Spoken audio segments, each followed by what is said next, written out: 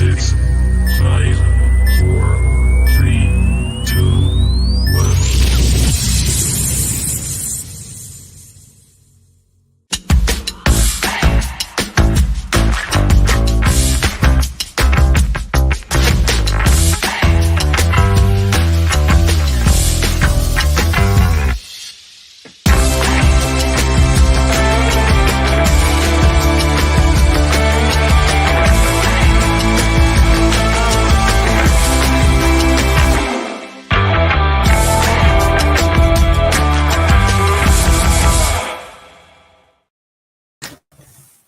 Good evening, everyone. Welcome back to Through Black and White Eyes. Feeling a bit rough today because I was on a lovely night shift last night. Last one until, Friday, Saturday, Sunday next week. Got to watch almost all of the game. Still absolutely buzzing. We are fucking massive. It's as simple as that. Let's jump quickly into the chat before I bring Blade in. There's the link if you'd like to become a member. Don't forget, we are giving away next month an unbelievable prize of a goalkeeper top signed by Shea Given. And the only way you can have a chance of winning this is if you are a member. Thank you to everyone who is a member. And don't forget to hit that subscribe and hit the thumbs up button, guys. It really does help.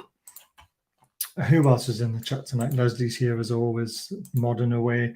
Mark, thanks for joining. Please hit the subscribe and share to your socials. Help the channel grow. Lee as well, modding. Evening, everyone. Evening, Steve. Thanks for joining as always. Twins Ball Daily. Liverpool fans obviously very happy with this. Hi, Baz, bit with Consi. Congrats on 4-1 being a Liverpool fan. But in a way, it felt sweet getting Everton bodied and now on the brink of relegation. Go well with the show. Big up. Cheers, pal. Isaac is the GOAT. Yes, he is. Super chats are also available in the bottom right-hand corner, or join the channel by hitting the join button and choose your level. Hello, Neil. Thanks for joining the chat. Let's bring Blade in. You were right as well. Had to be. Stuff the Scouse Macums, Eddie's Super Mags, Champions League, pretty much nailed on. Happy days. I'm still not getting too confident yet. I beat Southampton on Sunday, then I'm going to be absolutely buzzing. But, it's almost brutal. We can almost taste it. I just want it to be mathematically over with so we don't have to worry anymore and enjoy the rest of the season, basically. I was disappointed yesterday. Felt so bad for Shaw. Couldn't celebrate his goal. Oh, God, yeah, we'll talk about that soon. But before the game, Murphy had been speaking out, obviously, due to his fabulous performance against Spurs. Everyone's got very stable and balanced mindset. We're never too high. We're never too low. We've got 7 more really tough games and we've got to take it one by one. We can't look past each opponent at the moment. So we'll take it one step at a time and we'll see where we end up. It's kind of like how I'm doing it at the moment. I am just taking it one game at a time. I do like to look at the other fixtures, when they are and who we've got. But me and you, we were there when Keegan blew the title with the team and we got ahead of ourselves. It's happened to us many times before, cup final defeats. It just feels surreal that we're in such a strong position right now. Yeah, I also think Murphy's lying. Murphy's on the juice. There's no way he's level-headed. The stuff he gets during games, he's not level-headed in the slightest. He's just well media trained. Yeah, he is a very intelligent person, apparently. Said in the last stream, mentioned nailed on top 4. We'll see now. You guys will finish 3rd in the Premier League.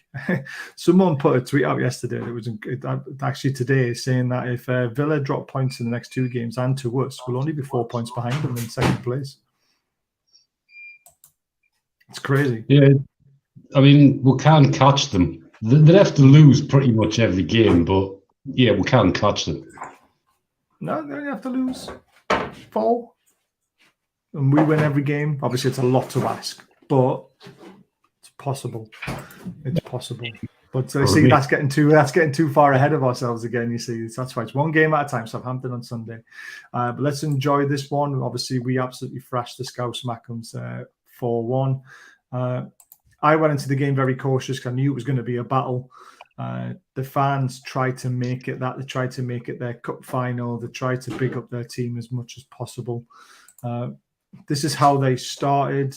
Pickford, Godfrey, Tarkowski, Kane, Milenenko, Garner, Diana, Decore, McNeil, Iwobi, and Calvert-Lewin. Obviously, Calvert-Lewin's always the danger when he's playing. For us, I was a bit surprised, Blade. We actually made 3 changes, and that's very unlike Eddie Howe, especially after such a good performance, unless there's injuries. But we didn't hear of an injury to Dan Burn. We didn't. We heard a little bit of an injury to Bruno and to Shaw, but they both started. And he dropped Murphy, and there was no real signs or whispers that Murphy had a niggle. So were you surprised to see the starting lineup how it was? I was surprised, and then I thought about it, and I think I posted something in the Twitter group. It was like the way Everton had lined up with our midfield. I thought Eddie's plan was to push both Target and Trips into our midfield, allowing our front 3 to play a lot higher up, almost to pin Everton back. I think Eddie knew it was going to be kind of one in the midfield area, but he also knew it was going to be a scrappy opening. And then I think I even predicted, come like the 60th minute, you switch tactics, you bring Isak on, you start hitting balls over the top and let him go mental, which I'm sure will come of it, but he did. Yeah. Well, we're definitely going to come to it. I mean, let's face it. The first 30 minutes was a battle where we weren't really in our stride. Our passing was off a little bit, but that's what happens when you're playing an Everton team down at the bottom and a Sean Dice team. 5 in midfield, making it difficult for us to get through them. There were some sloppy passes from Bruno, from Sean Longstaff. Coming out with the defence with Botman and Shaw weren't exactly at their best either. But we weathered that storm, and that's what you've got to do. You've got to get that crowd quiet, because they were noisy. Fair play to them. I mean, that first 20 minutes, you could tell we were in a scrap, couldn't you? Definitely. I mean, it's almost like playing Burnley. I mean, there's a lot of that Everton side are Burnley, and Dyche obviously well associated with Burnley, so it was definitely going to be scrappy. We just had to weather that, not concede, nick one, and then after that, I knew Everton would collapse. Apparently, J7 and Longstaff both reporting doubts for Sunday. J7 doesn't surprise me a little bit, because it looked like he went down with something. Longstaff got hit a few times. That one where he was up in the air and the defender backed into him was horrible. I hate seeing that, the way he landed on his back and hurt himself. But again, we'll just have to wait and see, won't we? Evening, Davey. Thanks for joining as always. Yeah, we weathered the storm and we took the lead with our best move of the game, really, within that period. We had Miggy, who got a bit of stick again, as he always does, because he didn't score, which is just stupid, but he played a lovely ball right out to the far side where Target picked it up. Now, this is where, I mean, Target got some stick as well, and I don't know why, but this is why I like Target at left back, because Dan Burn wouldn't have controlled that as fast as what Target did, and his pass wouldn't have been as crisp as it was to Joe Linton.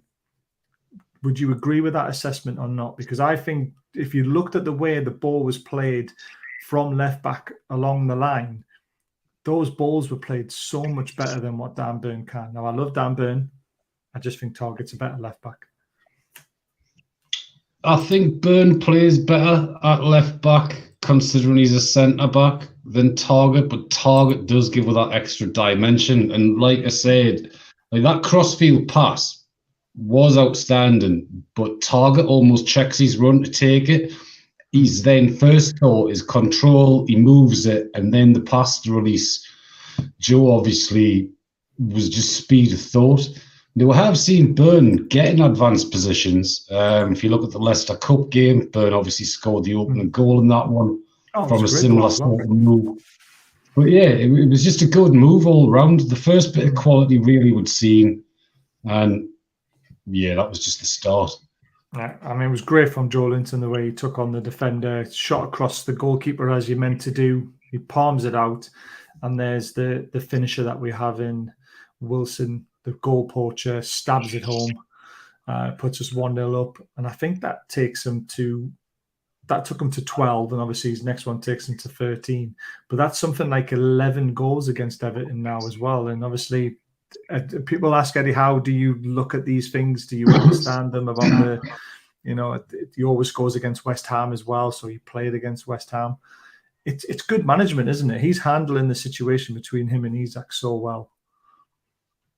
Definitely. I mean, it made sense to give Isak a bit of a break, considering we've got another couple of games coming up in quick succession. The way he's set up as well, with targeting and trying to press that midfield, it made sense that it was Wilson that was going to be starting, because he is more, he's the number 9, he's the fox in the box, as opposed to Isak, who will drop deep if needs to.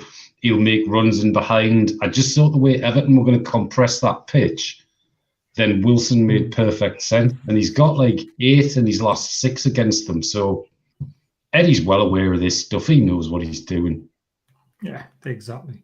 Twin says Pickford, he always goes for the theatric saves and yet could parry the Joelinton shot far away, then parrying it into danger. Did not hit an Everton player when he parried it.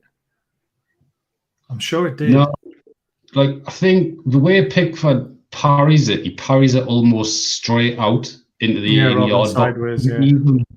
He could have easily opened his hands up and palmed it around the post. Well, it wouldn't have gone out of play, but he could have opened his hands and palmed it towards his back stick, not straight out in front of him. Yeah.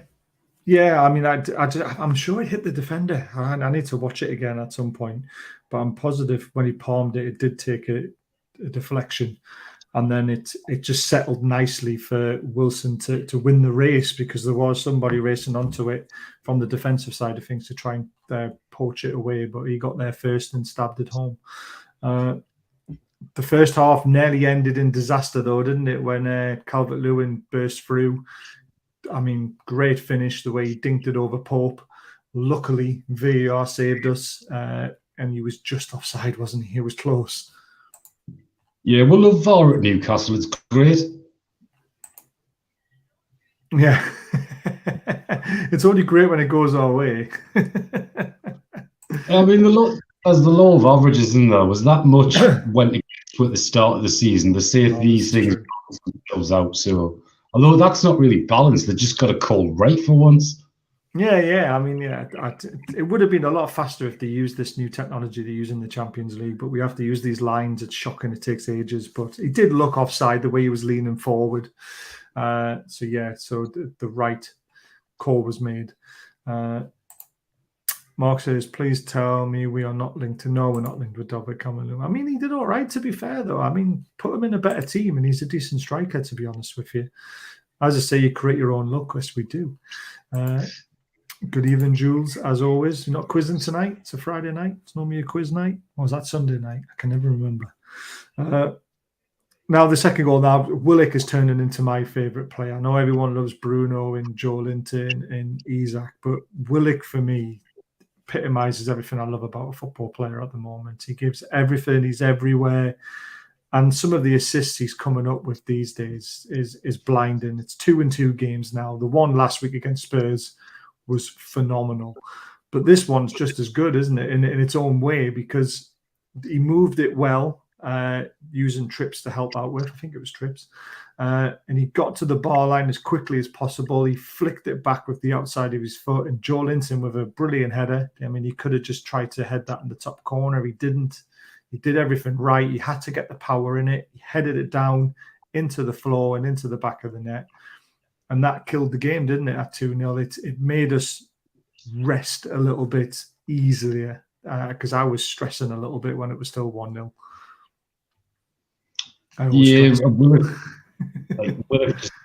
He's starting to get the praise that his performances deserve. I think he's starting to get noticed more. I think he's playing with a lot more confidence. It's easy to see the effect Eddie's had on him. It's easy to see he feels more settled up here now, whereas he didn't kind of earlier in the season due to things that went on off the pitch in his personal life. To me, he's got his cornrows in, and he's now playing like some form of crazy Brazilian genius. He's just excellent. Honestly, I've always liked Willock. I always knew he wasn't going to score the goals that he did during the COVID period. That was just a purple patch. But he's now a much better all-round player, isn't he? Definitely. I mean, the purple patch he had was basically forced because with his pace, he found himself as the furthest man forward most of the time during that patch under our Cabachid. So obviously he was going to score more because he was basically our only striker. I love it. Yeah, and I mean, he did get a lot of luck with some of his goals, but you've got to be in the right place at the right time. You make your own luck, and when you get that luck, you've got to make sure you put it away, and that's what he did. He was brilliant. Phil says, how often did we look in the first half? I've done that too many times this season away from home. I mean, you've got to give credit to Everton, Phil, to be honest with you, because, I mean, they came out for a battle. They made it very difficult for us. Yes, some of our passing was off, but we had to win the right to play football. And we finally did that. And when we scored, it knocked the stuffing out of them. It really did. And then when we scored the second, you could see the heads went down. And it was really, there was only one result after we went 2-0 up. I mean, I'm always nervous at 2-0. Look at what happened to Man United. You know, the blew a 2-goal lead. You just never know. Everton have done it to us when we were 2-0 up with only 3 minutes to go, and we still managed to get a draw. So it was nice to just put the game to bed when we did. No quizzes on Friday, but just Wednesday, Thursday, Sunday. Jesus. She loves her quizzes. Always loved Willock. He just needed the Bruce taken out of him. Exactly. Let's say Jules, still delighted with the win and much improved second half. It was a great second half, and we earned the right to play in the second half. That's the difference. One goal killed the crowd off. It did, really. Literally, Dave. And then early start tomorrow. We're being good and having a night in. Hope you and Blade are both well. We are. And enjoy being up in Newcastle this weekend. I wish I could join you, but unfortunately, just life gets in the way, doesn't it? Moro's better. His wife's not too... I mean, she's been stubborn, apparently. She won't go to the doctors, and Moro wants her to. So cut a long story short, Moro will be back soon. He's just having a few little things he needs to sort out in the background. The third goal, I mean, wow. The third goal was just absolutely superb. There was a few people on Twitter saying, I can't believe Bruno's claiming an assist for Callum Wilson's goal. But yet they forget he picked the ball up in his own half, and then he put on the afterburners. There was only one defender chasing him, but the midfielder was like, oh, he's going to pass this. And he just kept on going, and he drove almost right to the edge of the box, played a lovely sideward pass to Wilson. He knew what he was doing. He took one touch to get it out of his feet, and then he just bent it beautifully into the top corner. Little short arms, even if he had normal arms, was never saving that. And it was just an absolute superb third goal, and that really killed them, didn't it? Yeah, that was double your money top bins, that one. It was, yeah. Which is unusual for Wilson, because he is that scrappy, like in the box, fox in the box sort of striker. But he said in his interview that he'd been practicing in training and hadn't scored a single one. So I don't know what they get up to in training, but for some reason they must have got together and decided, right, we're going to do this. Give you the ball here on the edge of the D. See if you can smack it in the top corner. But I mean, this is the way of adding strings to your bow, though, isn't it? And it's really nice to hear that they're actually practicing these sort of situations, because I've always said to you for the last 4 months, how many players do we have that are capable of actually scoring from outside of the box? And we all scratched our heads for ages, didn't we? Like Bruno. Yeah, we did. I mean, Miggy's been doing it. Now Wilson's doing it. Shaw can do it, but I mean, Shaw's, once a season, almost twice a season, had it been allowed. I mean, Willock as well nearly scored an absolute worldie, didn't he, with that control and sort of no-look volley, wasn't it? Because he didn't even look at the ball until it was halfway out the goal. It was an absolute sweet strike. Yeah, that's one of them ones. I mean, I've played Sunday League. I think you have as well. That's one of the ones where it kind of just falls and it's coming down. And as soon as you've hit it, that's got a chance. Yeah, I would love to go on Soccer AM and go for the top bins, but there's no Soccer AM anymore. It's finished. It's cancelled. It's never going to happen. But yeah, I mean, Wilson was just sublime. it's so nice to have two strikers that are vying for one position and they're both on fire. And like I say, Eddie Howe's handling the situation so well. That would have been goal of the season contender from Willock. I think so, because his first touch and then the swivel shot was just superb. Willock has improved since Isaac arrived. I think Willock's just been improving all season, to be honest with you, Davey. Even when Isaac was injured, Willock was looking good. If that had gone in, had it gone in, it would have been one of the goals of the season, to be fair. And we've scored a few, haven't we, this year?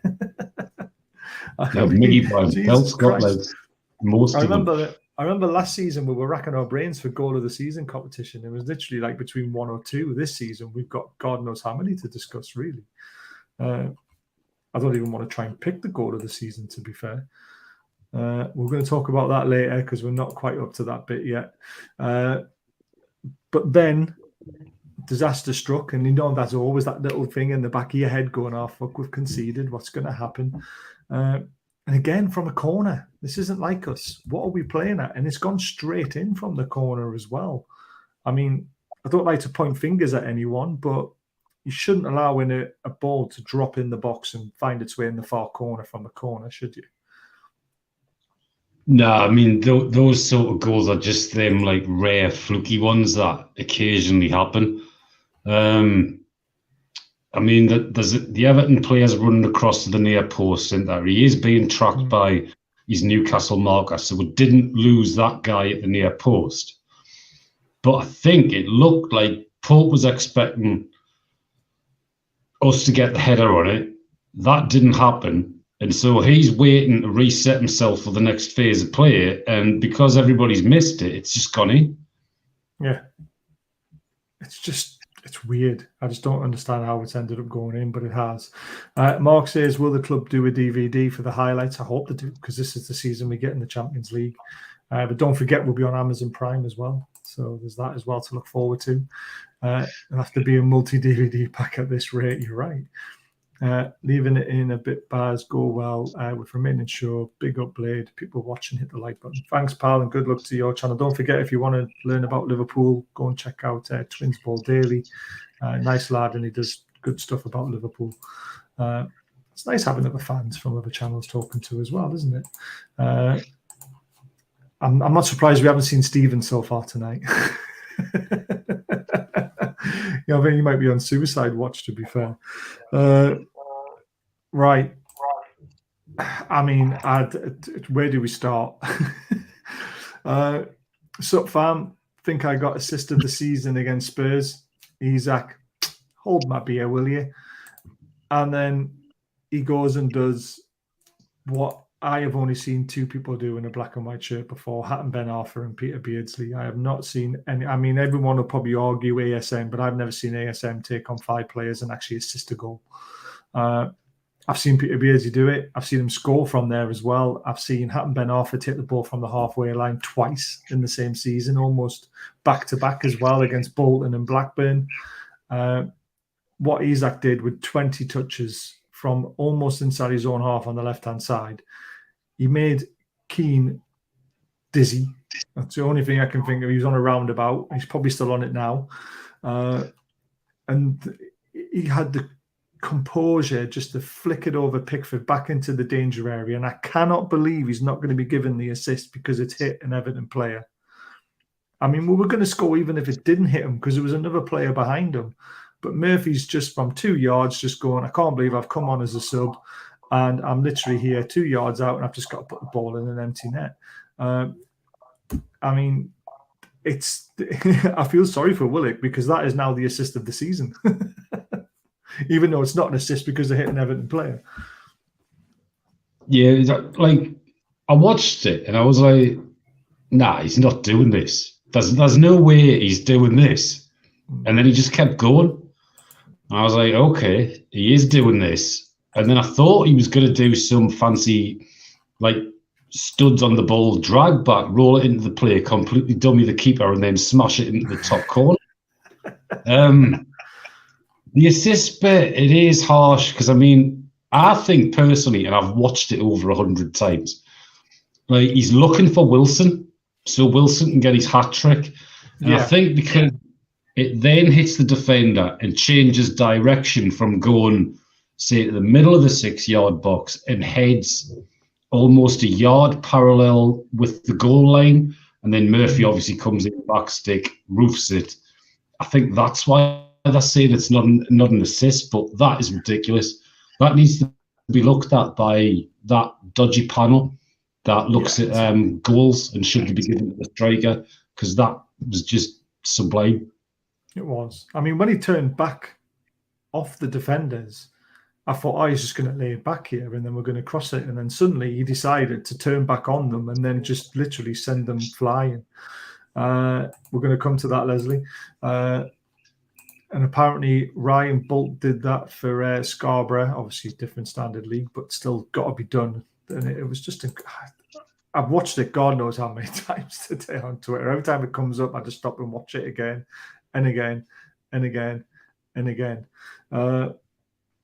Anthony Gordon comes on for the last 3 minutes. I mean, that is just pure filth by Eddie Howe, isn't it? Well, he was safe there, money, because there was no Everton fans left in the stadium to boo him. This is true. This is true. Yeah, just bring him on. Why not? And Gordon afterwards, his reactions and stuff. But then he's getting all that abuse on Twitter the day from like the Everton fans, and it's like, hold on, you chased his car down the road, screaming abuse at him, shouting, "Get out of our club!" So he does, and then you've got an issue with him celebrating. I don't get the mentality of that. Oh man, honestly, they're absolute idiots. Obviously, Shaw scores another worldie as well. I'm so angry this wasn't given because Liverpool's was against Leeds, wasn't it? Yeah. Where they said it was too far back for it to have an influence in the game, even though the handball resulted in Trent having 2 touches of the ball, passing it, having 1 more touch, and then getting an assist. I mean, was Dan Burn really involved in that goal? I mean, to me, it's just picking holes in a great goal, isn't it, really? Yeah, I mean, they gave him offside, and it's like, well, he's not blocking the keeper's view. No defenders reacted and gone with Dan Burn. There was no wrong with it. It should have stood. It's one of them daft rules. I mean, it's supposed to give the benefit of the doubt to the striking and the forward team. And when you strike a ball from that distance, I mean, they've given it offside from the cross. He was offside at the cross. That's when they've given the offside decision. And there's so much happened from that point to Shaw picking up the ball in that distance. Just wrong in my eyes. Yep, definite special mention for Shaw. It was just shocking. Looking at the stats, I mean, 60% of possession away from home. It's becoming laughable now how good we are, because, I mean, last season we probably would have had 40% ourselves. 15 shots, 8 on target. I mean, how 50% conversion rate. It's just ridiculous at the moment. 452 passes to their 300. So it just tells you that we wanted to control the ball as much as possible. We had 1 clear-cut chance. They had none. 14 corners as well. We still can't frigging score from them, though, can we? 1 offside, 4 block shots, 7 tackles won, 9 aerial duels won. Our keeper made 4 saves. Their keeper made 3 saves. And the rest is history. It was a comfortable win in the end and fully deserved. Wacky man of the matches in, guys. We're going to talk about potential man of the matches of the game. Obviously, Bruno again, superb. Botman was a Rolls Royce at the back. Joe Linton was superb again as well. Wilson with 2 goals, played almost the full 90. Who was your man of the match? I'm going with Big Joe. I thought he was outstanding. I mean, 1 week he's playing central left, the next he's on the wing. I mean, we know and we speak quite a bit about how him and Willock interchange quite a lot. Yeah. But for me, J7's like chop back when he took the first shot that led to the first goal was outstanding. Like, that guy is just flowing with confidence at the minute. And then his actual goal, not only to swap positions with Willock, but to realise the actual threat, know that the ball was likely going to come in, and to get his head on it, that sort of shades it for Big Joe for me. Well, apparently Dan Burn might have headed the ball back to Shaw. I don't know because I was watching it on a tiny screen at work. So I don't know if he actually touched the ball or not. If he has touched the ball, then fair enough, he's offside and it's a goal. But I thought it was cleared by the Everton defender, to be honest with you. I could be wrong. I'll have to watch it again. To be fair, Baz, through our blip, you did say goals would come. You were very right. I mean, I always said the goals would come because we were creating chances. We just weren't putting them away through the blip. And I did say eventually, loads of probability, we've got the players, goals will be scored. And, we're just enjoying it, aren't we, really? My man of the match is the inflatable T-Rex our fans had. I mean, he was there again, wasn't he? He was at St. James's Park in his T-Rex suit. There was an inflatable one. There was a bodysuit one. Even Pickford saw the bodysuit one again. It was brilliant. I think we managed the game perfectly. First phase was to soak up their early pressure. Once we did that, we went up a gear. They ran out of ideas and we battered them. Perfectly put, Peter. End of show. See you later. Dan Burn heads it back. Right, he's offside then. There's no arguments. Again, I had no commentary, no sound. It was literally on a TV while I was poking a hole through a press, pushing out chocolate to make sure it wasn't blocked. That's what happens when you're on a 12-hour night shift. You watch what you can and how you can. But yeah, so man of the match for me was J7. I think he was absolutely superb.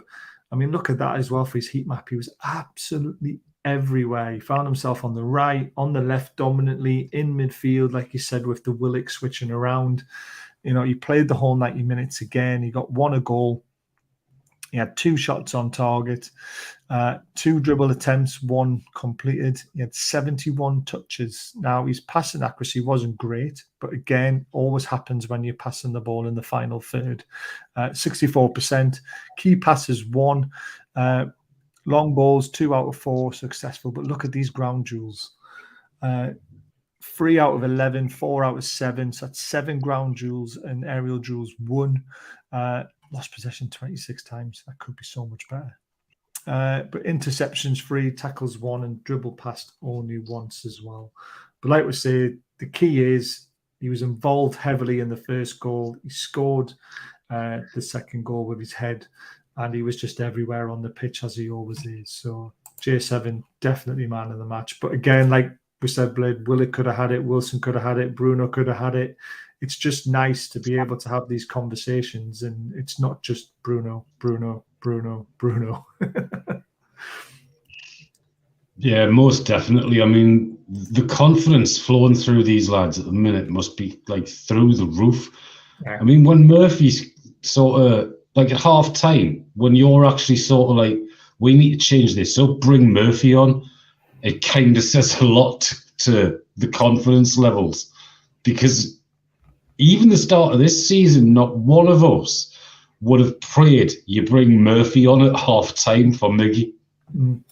I mean, a month ago, everyone's saying, let's bring Murphy on and change the game. We would all be like, we're bringing Murphy on. What the hell we're doing? He's just, he's improved so much, and he's gone through a purple patch himself, isn't he? So, yeah, 3 goals in 2 games for him. J7 playing like a mix of Prime Vieira and Yaya Toure. I mean, that is praise at the highest level, isn't it? And he's not far off, to be fair. Right, obviously, we're in everyone's heads again. Great picture. We've got Gillespie smashing through the ceiling. I mean, it's a shocking away changing room, isn't it? But I've had to highlight it. Look how happy he looks. I don't know if he's happy that he's got 3 guys behind him, probably touching his bumhole, because they all look like they're having a lot of fun behind him.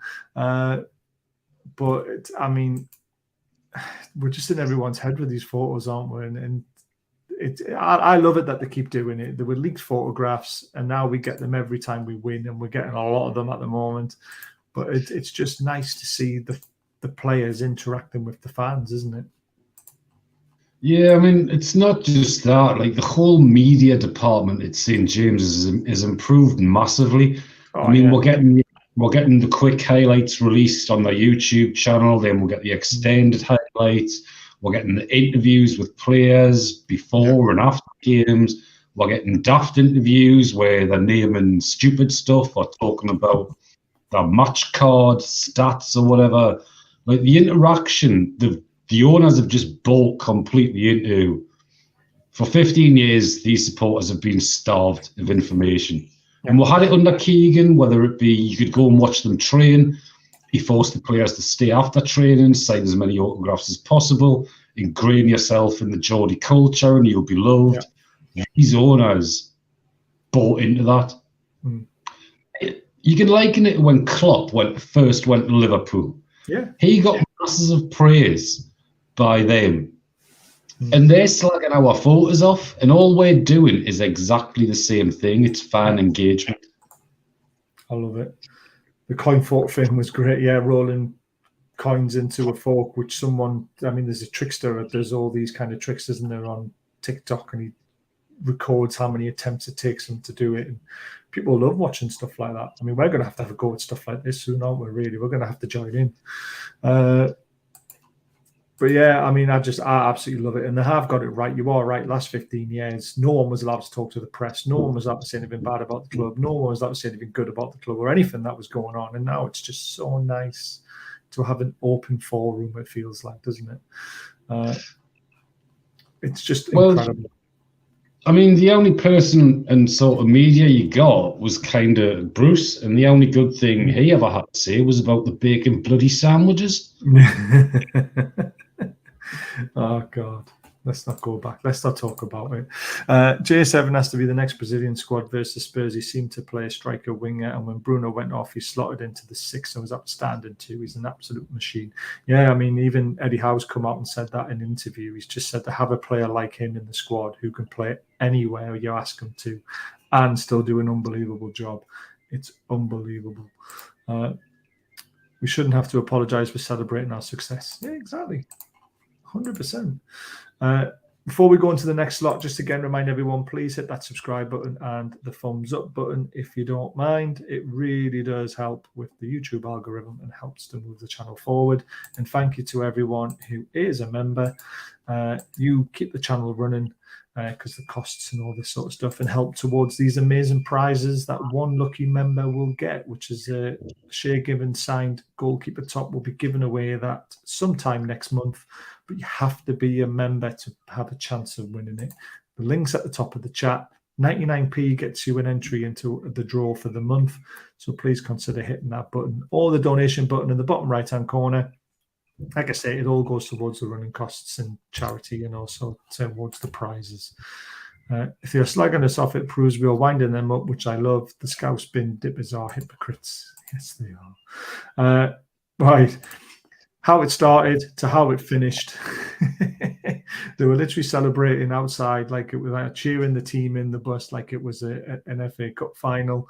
And we ended up emptying another ground. Now, it was Spurs last week in the away ground. We forced their club to make an apology and also refund fans. We've done it again. Literally 4 or 5 days later, 4 days later, we've literally emptied another stadium. This was a home stadium. In their droves, they all left early. Someone tweeted, "These are the best fans in the world," looking at the first picture. And I just tweeted, that picture and just said, "The best fans don't empty grounds." It's hilarious, isn't it? Two games in a row, we've had to force the club to make an apology, a statement to their fans. It's getting to that point now where I think everybody just knows that, like, Christ, it's Newcastle. We're never hiding here. This is not the game we want to be playing. I get the whole fanfare by the Everton fans before the game. Obviously, they're in the scrap of their lives. They want to fight for their history, but they took it too far, some of them. I mean, one of them, like Adam P, was getting death threats, which was just ridiculous. They were trying to, there was some 29 stone fat guy on like a Twitter talking thing where he was offering to fight people at the docks. It's like, really get a grip, man. Just accept it, get battered, and then go home and forget about it. Focus on the next game. Cry into your milk, cry into your cornflakes in the morning when you realise you're going to be in the Championship. Sorry, Stephen, but you're in fucking trouble. I I'm glad I'm not the only one, Leslie. Yeah, I mean, the TV cameras could show the flags more, but I guess they're probably just getting bored of our success now. They haven't got anything to whinge about, so they don't show it as much. Right. Talk after the game. Sean Dyche, massive respect. Game realising game. 5 or 6 of their Newcastle players were getting absolutely hammered from their fans last year, and now they're not. They've done the hard yards, and that's what we need to do. They're flying, they're free rolling, and they took care of business. It's nice to hear an opposing manager speaking so highly of us and realising we're the model to follow. Yeah, he's only one or two I can remember that this season that's actually praised with. There's Pep and there's him. Southampton manager as well after the Carabao Cup semi-finals. Did he? Praised with as well. Yeah. Yeah, I can't remember that one much. But was that before he got sacked? Yeah. All right, that's fair enough. Probably why he got sacked. Being told not to praise with. No, Dyche, at the very least, like, he's honest. I think I said to Stephen and when I was live and he was in the chats that if you'd have got Dyche sooner, you wouldn't be in the trouble you are now. I mean, like, if Everton go down, well, mathematically, Chelsea could still go down. Has there ever been a manager to relegate teams in the same season? Not that I'm aware of, no. Well, Lampard's got a chance. Yeah, he has, isn't he? So is Dyche as well. I'll never forgive them. Our Arsenal game last season, more flags were epic, but Sky showed Everton pitch invasion instead. Oh, God, yeah. A few more things from the game. Obviously, this is our strike partnership at the moment. It's just absolutely phenomenal. 25 games, 13 goals, 4 assists. Isak, 16 games, 10 goals, 1 assist, 2 assists in our eyes because I'm giving them it. But 2 incredible striking options for 1 position. And this is what we need going into next season with maybe a 3rd one joining them. I would say we need a 3rd. I think now what we've kind of got is if Isak starts, then we know Wilson's champing at the bit to get back in. The pair of them are spurring each other on to bigger things. Isak looks like he's going to be the nailed-on striker, starting striker forward, even sort of going into next season. Champions League, he's definitely going to be the starting striker. Yeah, I think it's also helping keep Wilson fit, that he isn't having to start and the pressure isn't on him. So, yeah, I can see we're going for kind of a younger striker to come in behind another potential up-and-coming one who maybe hasn't hit the heights Isak has previously, so it doesn't cost, obviously, 63 million. Maybe Ekiteke. Ugh. No. To throw his name in, we were after him. There was a reason why we're after him. He made a poor choice. He went to PSG. It was a bad choice. Maybe again they might consider it. He's young, you know. Cahool, yeah. I mean, but is Cahool really a striker? He's more of a winger, isn't he? No, he's a striker. Is he? I thought he was more right, left wing, sort of can play across the front 3, which is what we need, like an Isak can. That'll be interesting, but I still think there'll be a summer signing. I really do. Let's wait and see. Anyway, Bruno came after the game. Difficult game, especially the first half, but we got it. Thanks for the amazing support as always. Happy for the win and another assist. Let's keep going. That's obviously him saying that he assisted brilliantly to Wilson. Wilson smashed it in the top corner and Bruno takes the plaudits. But again, don't forget the run that he makes is superb. People need to go back and watch that and realise how much ground he covered. But yeah, Wilson's finish was brilliant. But he sums up the game just like we have as well, hasn't it? It was a difficult first 30 minutes and then they started to control the game after that and we just hammered them.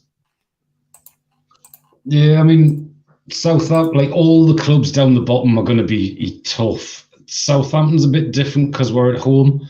But I think even they'll try and come out with for the first 5 minutes. It's not going to work because if they do, we're just going to like smash them silly. But yeah, so at this stage of the season, I mean, I worked it out earlier that any team from 11th down can mathematically still go down. Yeah. So every club... You don't expect it, but it could happen, couldn't it? Mathematically it could happen, but realistically it's not going to. But every club is effectively fighting for something. I love that. That lad's off to Chelsea, isn't he? Makoko. Yeah. I'm sure they've signed him and he's joining in the summer already. No, that's Nkunku. Right. Nkunku is the young man that said he was like in the under 18s, but then it turned out he was 24. Right. Yeah, we're not going to be signing someone who doesn't know his real age. We're not going through another Obafemi Martins again. It's not happening. Bruno again. I mean, this is the reason why he could have got man of the match. To be fair, he created 2 chances, completed 40 out of 56 passes, more successful recoveries 8, more successful tackles 4 out of 5, most duels 11, and suffered more fouls 4 than any Newcastle United player against Everton midfield masterclass. That was. I mean, those stats are phenomenal, and it makes you wonder why we're even considering moving them forward. I mean, personally, I think we buy another DM just to cover for Bruno when he can't play all the games, because those stats are phenomenal. They are. I mean, depending on my budget, I can honestly see Eddie being happy to leave Bruno as the 6 for next season, bring in more attacking threat in the midfield, because we're going to need it, especially Champions League football. And then the season after, we've still got to sign someone to cover for when he's injured. He's not going to play all the games, is he? And then when you think of our squad, we don't have another natural 6. Not a natural one, but J7's quickly proven he can play there. But then he takes so much away from his game when you play him there. I don't know. It's just my thoughts that we'll bring someone in who maybe 18, 19, who could learn from Bruno, and then when Bruno can't play, he'd step in, and then, but Bruno will be the main man at 6 again. Yeah, I mean, I'd love to see we bring in a dedicated 6. It's just it's dependent on what budget and what Eddie wants and needs in that side, and then obviously it depends on how many we can ship out, because we're going to have to trim that squad. Oh yeah, definitely. Some of the dross that we've got in there, but we've got to keep some homegrown players as well because of the Champions League ruling. So that's going to be interesting. Bruno hasn't signed a new long-term deal yet, but it is coming. He will. Him and Joe Linton were on TalkSport, and again, he reiterates what we all know what he wants to do. He wants to become a club legend. So Bruno's going nowhere. Trust me. I mean, if you read everything, Bellingham's off to Real Madrid. So Bruno's going nowhere. I think Bellingham going to Real Madrid ends all the Bruno conversation to Real Madrid, doesn't it? Definitely, yeah. Like, I think it's just been a smoke screen anyway. I mean, all this Twitter stuff, it's like the 4th time I've seen it on separate weeks now that Liverpool are big admirers of Bruno. And it's like, everyone an admirer of Bruno. Yeah, you can all admire Bruno. You're not getting him. He's not going anywhere. We're not a selling club. We've got infinite more amounts of wealth than you lot have. And we're like, we're going to qualify for the Champions League this season. You're not. Exactly. Well, hey, I tell you what, Liverpool might catch Man United, They might. But I mean, Liverpool pulling out of the Bellingham race publicly was basically Liverpool admitting we're not getting Champions League this season, so we can't get Bellingham. That's why they pulled out. Yeah, of course it is. I mean, there is still an outside chance, though, and I think we're safe, and I think they could catch Man United, to be honest with you. Bruno's dad and his wife won't let him leave. There we go. Bruno's dad was at the game, sitting in between a fan. There was Ryan Taylor and Bruno's dad, and this guy was like, shit. We're in the Champions League. We will get a lot of sponsor money and deals, so we have to buy 7 players to compete in Europe and the league. We have 14 squad players. There's a lot of shit that has to go. But there's a lot of players that some people would class as shit, and other fans will say keep them for the squad, for the rotation, for the Premier League, for Carabao Cup, FA Cup. It's going to be very interesting how Eddie uses his squad next season, how many players come in. I think between 5 and 7. What do you think, Blade? I think about the same, and obviously Champions League, you're allowed more players on the bench. Yeah, you are, yeah. Every team in the world will admire Bruno, exactly. And many people forgetting we have 4 domestic players. Even if Dummett leaves, Freddie Woodman is homegrown. I thought Woodman left. I did. Yeah, Woodman left ages ago. He went to Preston. So he's not even on our books. Gillespie's on our books, who's homegrown. Dummett is both long staffs. Darlow, but he'll probably go. And Anderson, 6 players potentially. Elliot Anderson, he's on. Yeah, I said for the 6 Anderson. So there is 6 there already, but it all depends on. We only need 4, so it depends who we keep and who we let go. And yes, I'm positive Woodman went to Preston as a permanent deal, so he's not even on our books. Another Bruno shout out. So Bruno Guimaraes now created 25 plus chances in 2023 calendar year for Newcastle United. One of the best midfielders in Europe right now. And it's just reiterating, why do we need to move him from 6 to a higher position when he's already created 25 chances this year? He's already doing what an 8 would do while he's playing the 6. Yeah, I think a lot of it is because of the way we play as well. I mean, Botman deserves a lot of credit for that, because Botman almost comes out far enough to fill the void. It's almost like watching the old school, like AC Milan's, where they played the sweeper system. Although Milan were different because they played 5 across the back with a sweeper. Effectively, that was a modern day version of what we now call a 6. It was your defensive guy stepping out. So because Botman comes and does that, Bruno's allowed to go forward anyway. Yeah. Rice, you need to really check your information before you try and do it, because he's not on loan. He left on a permanent, as there's no loan bracket right next to Preston North End. And as Leslie says, fact checked, he left permanently, mate. Yeah, Darlow went on loan. Woodman left permanently. Yeah, Darlow's on loan at Hull. Yeah, but Woodman left permanently. Yeah, definitely. I remember it because I was gutted. I didn't want him to go. I thought he was still a cracking goalkeeper. Won the World Cup with is it the under-19s in England? Or was it the under-21s? 21s. Yeah, it was something like that. And I was thinking, what a keeper we've got, but there we go. A bit more Joe Willock loving, because he's my favourite player, has created more big chances than James Maddison, Martial, Saka, Grealish, and Pereira. Joe Willock is his name. Don't be shy to shout it out. And I mean, he goes unnoticed in a lot of games, because sometimes you think he looks a little bit lethargic. He just looks lazy, but he's not. He's dynamic. He uses his energy well. He's so quick. People don't give him credit for it. And he's now starting to create a lot of chances. And this proves it. He's got to get an England call-up. I think that's part of the reason he does go unmentioned. It's because he's not an international player yet, which is a joke, but it's Southgate. So you kind of understand why he hasn't. I mean, for one, I think Southgate would ruin him for England, because Southgate does not play a quick style of football. Yeah. Even though Man City do, where he gets most of his players from. Arsenal play a quick attacking style, where the likes of Saka play at, that Southgate loves. All the players,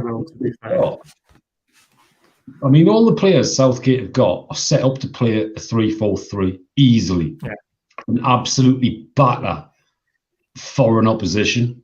But for some reason, Southgate's the only bloke in the world that can't see that. Yeah, play two defensive DMs when you've got all that talent up front. I mean, you've got Ford and Saka, and you could have Willock in there as well, alongside Harry Kane. I mean, and Rashford as well. So, I mean, Jesus Christ, he's got the cream of the crop. He's literally, it reminds me of back in the day when we had Paul Scholes, Frank Lampard, David Beckham, all them lot. But this cream of crop is even better than them going forward. And yet he plays 2 defensive midfielders. Crazy. I see what, like, I can see why sometimes he thinks, okay, I need 2 DMs, I need to control the game. You don't need to control the game if you're 5-0 up. Yeah, that's true. Exactly. Which our attacking players, if he played the right way and used them properly, we would be. I agree. I will not have any anything bad I said about Longstaff ever again. Longstaff could be a Champions League quality player. You've got to give him a chance to prove it or not. And it shows you how important Longstaff is to us after that Villa game, doesn't it? We've praised Longstaff for ages on like this show. We can see the stuff he does off the ball. We know the gaps he creates. The only thing I'd like to see from Longstaff is I'd like to see him add some goals. Yeah. But I mean, he's 2 this season has he got? Something like that. I mean, if Longstaff could see it being an 8 to 10 goal a season midfielder, then be in the England squad. Then nobody would ever complain about having the likes of Longstaff in the side. It's just, when he misses really, really badly. Yeah. I mean, that strike against Man United was so unlucky. It's a good question, this one. Barry, do we need to sign another goalkeeper? Dubravka and Karius is off to Inter. We need to find a future keeper after Pope. Don't know about Dubravka being off. I don't know what's going on with him. Obviously, not a lot of people said we didn't want to see him back. I would like to see Karius as the number 2, but it's not going to happen because he's still got a lot of game left in him. And he could be a number 1 for an Inter for someone big. There is a possibility, Blade, that if Dubravka is going to leave, which he could do because of his age and he wants to play football, we could be looking at another keeper. And we've said it quite a lot, and there's a lot of people hammer us particularly, but the Leeds goalkeeper could be the one to bring. He's a full international. He's very young. He's playing in a team that have got a championship defence at best. He's exposed a lot. Put him behind our back 4, you might see a complete different keeper. I like the Leeds keeper. I think the only problem with that is because he's first choice in a Premier League club now, would he want to become a number 2? When I think he's probably got the experience easily to go to the likes of Italy, Spain, France even, and be a number 1. I think we will need to sign another keeper because I think Dubravka will go. Karius obviously wants to play first team football, so it's looking likely he will go. Although we have apparently offered him a new deal to stay. So I guess that depends on what he wants to do. And Darlow is an interesting one. I think he might want to be away. He's seen how Pope's played. He knows he's not going to be number 1. And I think he's had his time of being a number 2. Darlow now needs to play games for his own benefit. So, I think we'll need 1 keeper for the first team. We've got a couple of keepers we've already signed for the youth team that are going to become the next sort of keepers moving up into the first team. I mean, that's a tough one, saying that Longstaff needs to up to his consistency because he has been consistently brilliant at doing the dirty work that he doesn't get the credit for. Scoring goals is his problem. And again, like you said, he hasn't been coached for 2 years under Cabbage, so there we go. The thing is, with Leeds, though, they could go down. And then Pope's got 4 years left and might get injured. The Leeds keeper could come in, take his place, and then not get dropped. You just don't know. Rice would like the Inter goalkeeper. He's only 26. Problem with that, again, is does he take Pope's place or is he going to be happy sitting on the bench? And that's going to be a difficult one. This is where we need to find someone who's happy to be a number 2, like a Steve Harper to a Shea Given. Very hard to find, but we'll have to try. This one keeps on getting bigger and bigger. Eventually, they're going to have to widen the street because they're not all going to fit on that lead, and it's going to be the whole Premier League is going to be on there. But I do love that picture. It gets me every time. I mean, people calling him a flop before he even had a chance to prove himself in the Premier League just shows you where a lot of people look at stats, look at one season, make a judgment on someone before they've even seen him play. I've defended him since we signed him. People just look at one season. They need the heads checked, don't they, Blade? Yeah, essentially they just don't watch football. Yeah. Or they do watch one season and then make a whole judgment on a player when, everyone can have a bad season. Remember seeing an interview on a basketball player. He said Michael Jordan played 25 years and he won 7 trophies. Does that mean the 18 years that he didn't win something were failures?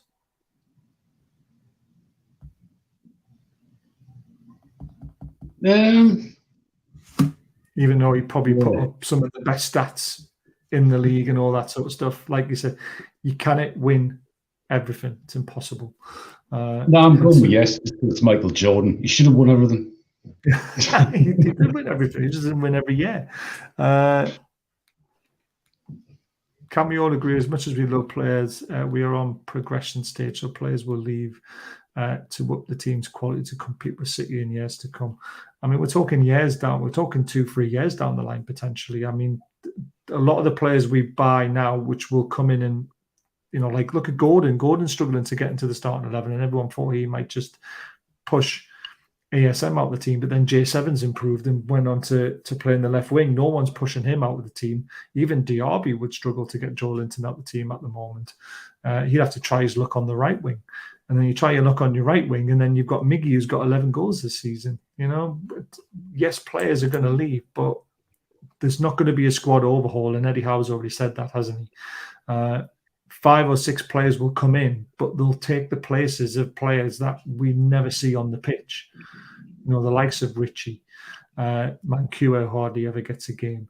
The Cells, who hardly gets a foot on the pitch. Do you know what I mean? There's so many other players that are going to be sold and moved on that aren't even in the squad now. You've got the likes of Hendrick still out on loan. You mentioned Darlow.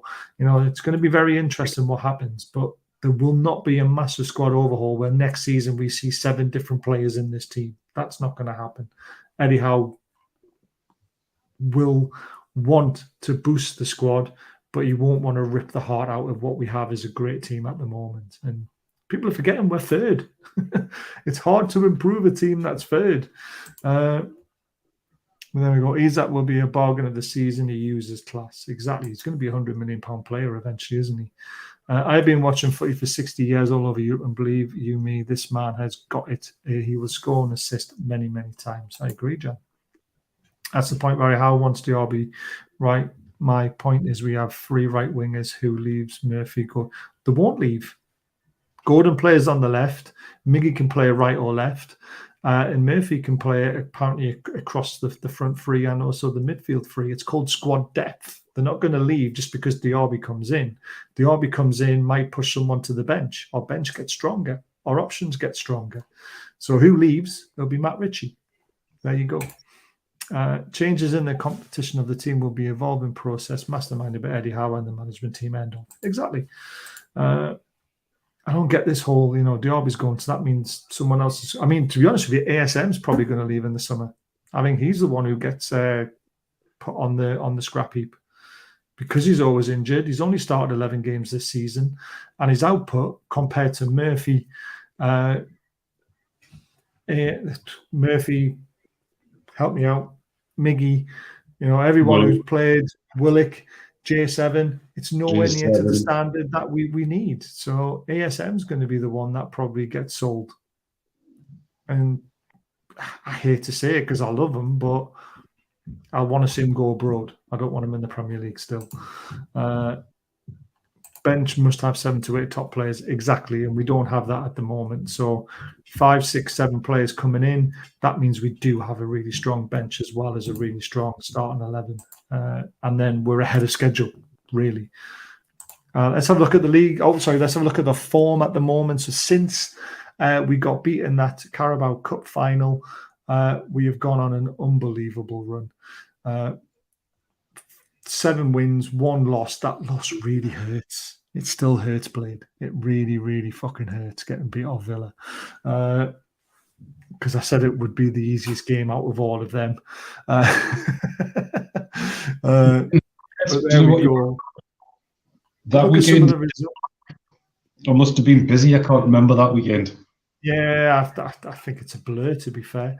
But look at some of the results in there. Clean sheet against Man United, the only clean sheet we've had, beating them 2-0, whopping West Ham 5-1 away from home, whopping Spurs 6-1 at home, then thrashing Everton 4-1 away from home. Just in 3 games, we scored 15 goals and only conceded 2. That is mental. Mental form, and it's Champions League form, isn't it? Yeah, it's only 21 points out of the last 24. Like, even on Twitter, there's not as many sort of things going up now, which is like, these are our next 3 games, lads. How many points do you think we'll get? It's just stopped happening because it's like maximum. What you on about? All the points. Don't need to ask and try and figure it out and second guess. Ooh, that might be a tough game. Like Everton away last night, there was people like, oh, I'm more worried about this. I'm really nervous about it. I was like, bugger that, they're getting smashed. Yeah, but I said that against Villa, and look what happened. It backfired. Oh, yeah. So that blip will ever happen. It was all part of Eddie's plan. Confuse the league into thinking they've got a chance and then go out and smash Spurs the next game. Oh, yeah, unbelievable. Newcastle reached 60-plus points in a season for the first time since 2011, 2012. That's a decade. Over a decade ago that we reached over 60 points. And that's Pardew, finished 5th. Yeah. Yeah. With Hatton Ben Arthur, Demba Ba, Papa Cisse, all them lot. Absolute incredible. And that brings us perfectly to the league table. I mean, like I said before, the strange thing is, if Arsenal get beaten the next game and we win, we're on 65 points. Then if we beat Arsenal, we're on 68 points and they're still stuck on 75. And we win our game in hand, we're literally 4 points behind them. It's just mental. It's mental to think about it. But for me now, Man United are struggling. They've got Brighton as their other game in hand, haven't they? And Brighton could easily take a point off them. And that means they are going to be struggling to finish in 3rd because I don't think we'll get beaten again this season. And I think we've got a very good chance of cementing that 3rd spot. But as long as we've cemented 4th spot before the Chelsea game, because Chelsea will be up for that game because they won't want us to finish in the top 4. So I just want it done and dusted as quickly as possible.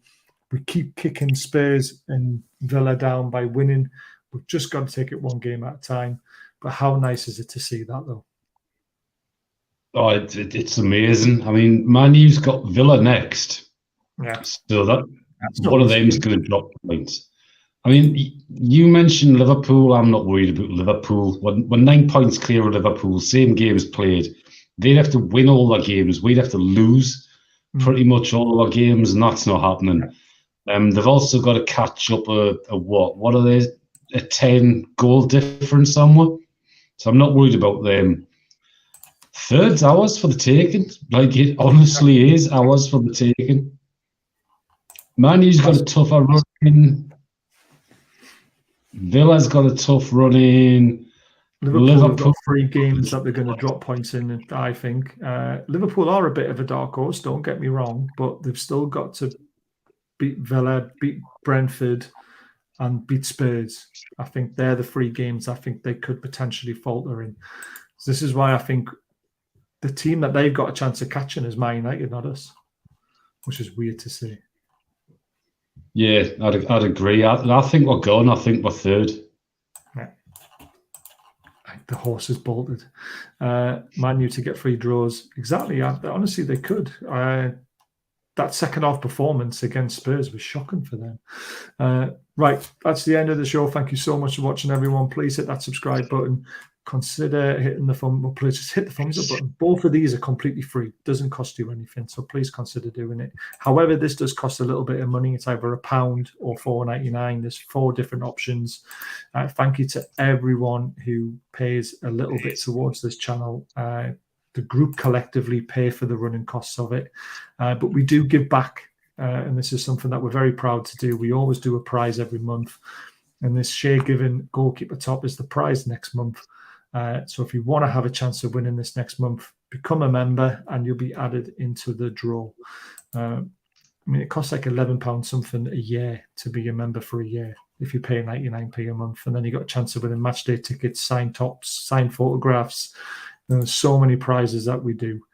Let's just quickly look at these. Haven't Brighton got more games? They have, but again, I just don't see them.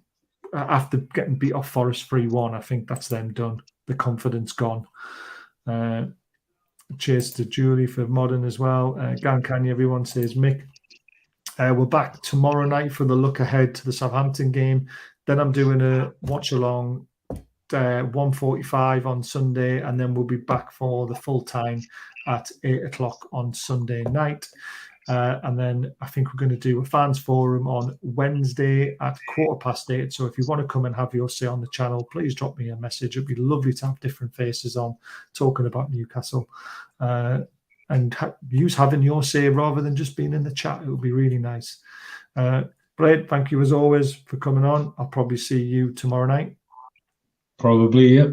Probably. I mean, how sad are we sitting in the house looking at a camera and talking to each other, you know, and letting these people go out and have a beer and watch us later on? We're very nice, aren't we? We are. I'm also working all weekend, so I mean, I wouldn't go out. I've got no else to do. Well, there you go. I'm working Monday as well, bank holiday Monday. Boo. But yeah, so please come and catch us tomorrow night as we talk a look ahead. And then, as I say, watch along Sunday, full time Sunday night. Fans forum Wednesday. There's so much going on. I've got a few videos to do about some news that's come out recently, so keep an eye out for that as well. And till then, enjoy your weekend, guys.